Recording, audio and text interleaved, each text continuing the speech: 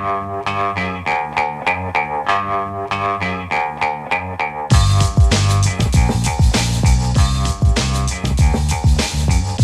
Lehrer on WNYC. For our last few minutes today, we're going to talk about the pros and cons of how much we're becoming a cashless society. How cashless?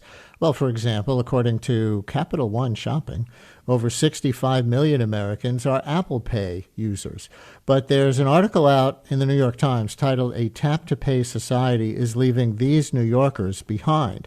These New Yorkers include street performers, food vendors, candy sellers, the homeless, and others who are struggling, quoting from the article. So what happens to those who rely on the donations and sales of more fortunate passersby when carrying cash becomes a novelty rather than a necessary part of life? Our guest, Anna Kodé, reporter covering design and culture for the real estate section of the Times, will join us momentarily, but we do want to open the phones for you as well. Have you been left behind in any way by our tap-to-pay society?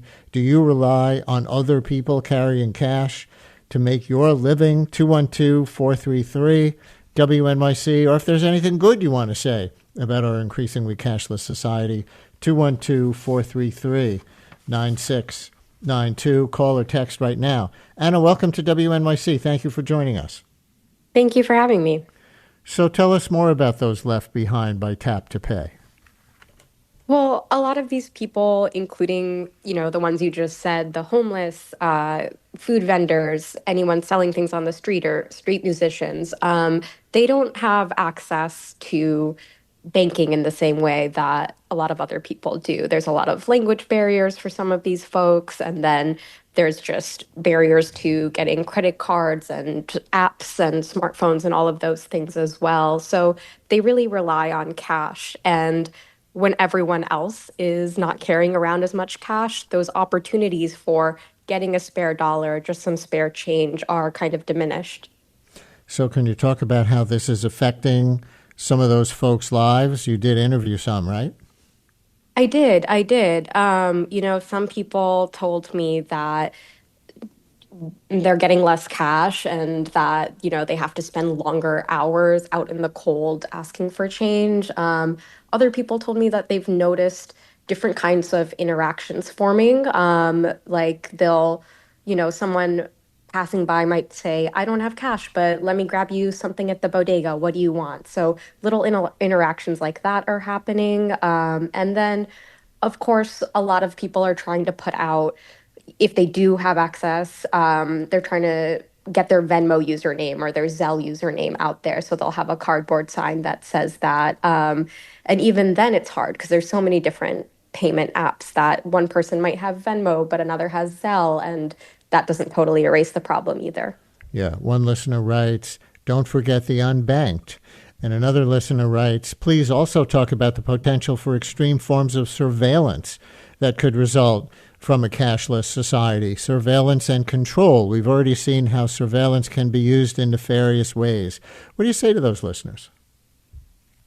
I think, the other aspect of cash that did come up in my story is that it's pretty instant, right? Like someone hands you $1, you immediately have that dollar that you can use. It's not the same with other forms of payment. Sometimes it'll take a while for that payment to settle. And of course, it, like that listener was saying, it can be tracked and other people might be able to see it. And, once you kind of make a payment to someone else like that, you're connected to them in a way that with cash, you kind of just hand it off and go. Listener writes, "The only time I carry cash is to buy an icy for my kids, but even my local street cart vendor takes Venmo and Zelle now." And here's VJ in Lincraft, New Jersey. VJ, you're on WNYC. Hello. Hi. Go ahead. Can you hear me? Yep. Yes. So I was just going to say that in India, it's very advanced in terms of technological innovation. There's something called UPI, Universal Payment Interface. It's a little, it's what's that called? Little square sign that you have. That you can, focus your phone on and pay. This is used by everybody, including fruit sellers, vendors on the street, and there's much more low and middle class and so on there than here, and the solution is there. Interesting. So he's saying there's an example where maybe it's not so bad, and I guess it relates back to that last text I read where the listener said, even my local street cart vendor takes Venmo and Zelle now. What do you think? Yeah, I'm not too familiar with that system. That does sound interesting, and more accessible. But yeah, I did talk to a vendor for this story, a former vendor, and he talked about how he had been using cash for a long, long time. And finally, when his business expanded and he had a couple partners that he could work with, that's when he was finally able to make time to set up a system to accept digital payments. And he spoke a lot about how vendors are, in New York at least, they're working 14 to 16-hour days. They don't have much time to be like, let me pause and figure out how to accept Square tonight. It's not that simple. Listener writes, please tell your guest I really enjoy reading her work. I read the story on how cashlessness affects certain folks. Also read her story about the hostile architecture of public benches in New York City. So you have at least one fan who's following your work in our audience. That's really kind. Another listener writes, Jano Lieber, head of the MTA, mentioned on your last call with him, meaning the last time he was on the show, that Omni was meant to help with accessibility, but listener writes, it completely leaves out people who do not have access to online banking, etc. Do you have that critique of the incoming Omni system? I actually didn't look too much into Omni for this story. I was just more focused on mainly the interactions between different groups of New Yorkers. Then let's take another call. Dan in the East Village. You're on WNYC. Hi, Dan. Hi, Brian. So I'm 60 now, but for the last 40 years, I've been something of an obsessive budgeter, and that budgeting really relies on using cash. So, 40 years ago when I made $3.50 an hour, I got $50 a week, and that's all I had to get through the week. And, the move over, and I've for the years, obviously, the amount is more now. But when you have that money in your pocket, you know how much money you have. And a move over to cards and electronic payments, I think people really lose track of what they're spending. It's not an easy thing to do to keep track of what you're spending. And, in my experience, no one spends less than they think they're spending. Dan, thank you very much. You have anything on that?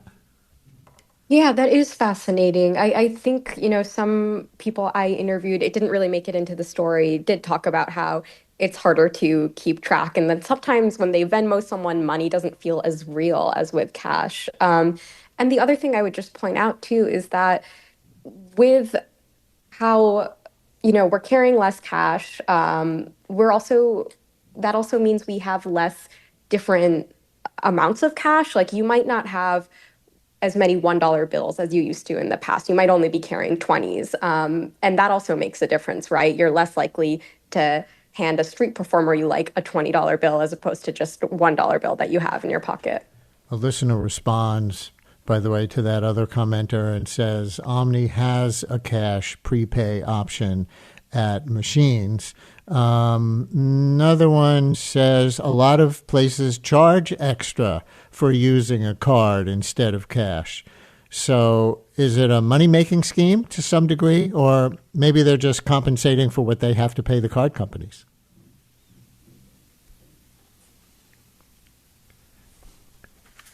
Annie, you there? Did we lose you? Oh, sorry about that. No, I'm, again, sorry, my reporting didn't really go into that too much, so I don't think I can comment So how on can that. we stay, in our last 20 seconds, how can we stay connected with the fellow New Yorkers who you really spotlight, or help those in need when you're not carrying cash?